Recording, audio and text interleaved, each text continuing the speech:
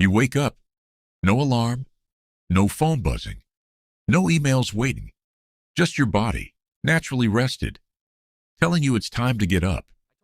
For 99% of human history, this was every single morning. No commute, no boss, no job. Not because ancient humans were lazy, but because the entire concept of a job didn't exist yet. So what did they actually do with all that time? Let's start with the biggest myth. Most people imagine ancient life as a constant, desperate struggle for survival. Wake up, search for food all day, collapse from exhaustion, repeat. The reality is almost the opposite. In the 1960s, anthropologist Richard Lee studied a hunter-gatherer group in Botswana and tracked exactly how they spent their time. The results shocked researchers. Adults spent roughly 15 to 20 hours per week on activities related to food. That's it. Less than 3 hours a day. This wasn't a one-off. The same pattern showed up in study after study across completely different environments. Groups in Tanzania, Paraguay, Australia. Different climates, different food sources, same result. A few hours of effort, then the rest of the day was theirs. So what filled the remaining hours? Mornings were slow. People woke naturally, ate leftovers from the day before, and talked. Not planning meetings, just talking. About dreams from the night before. About who saw what animal where. About nothing in particular. If food was needed, a small group might head out to hunt or gather. But here's the key detail most people miss. This wasn't every single person every single day. If yesterday's hunt was successful, today might involve no hunting at all. The decision was based on need, not schedule. On non-hunting days, people worked on tools, sharpening spears, weaving baskets, softening animal hides. This sounds like labor, but it wasn't experienced that way. There was no manager checking progress, no deadline.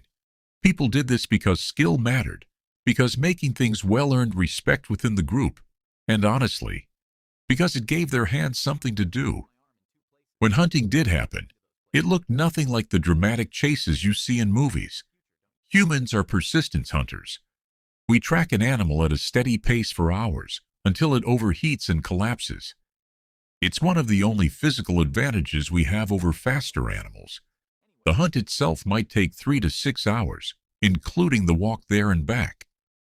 By early afternoon, the productive part of the day was usually finished. And this is where things get interesting, because what happened next is almost impossible for modern people to picture. Nothing happened, and also, everything happened. People sat in the shade, they groomed each other, picking through hair, which strengthened social bonds in ways that go far beyond hygiene. They played with children.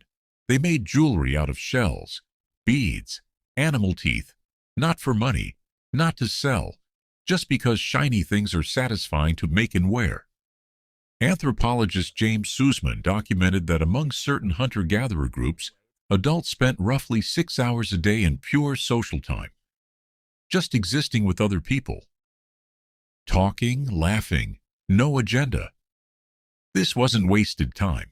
In a world without contracts, banks, or police, your survival depended entirely on your relationships.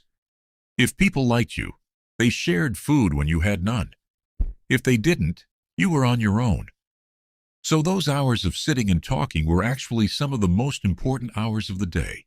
Then evening came, and something remarkable happened around the fire.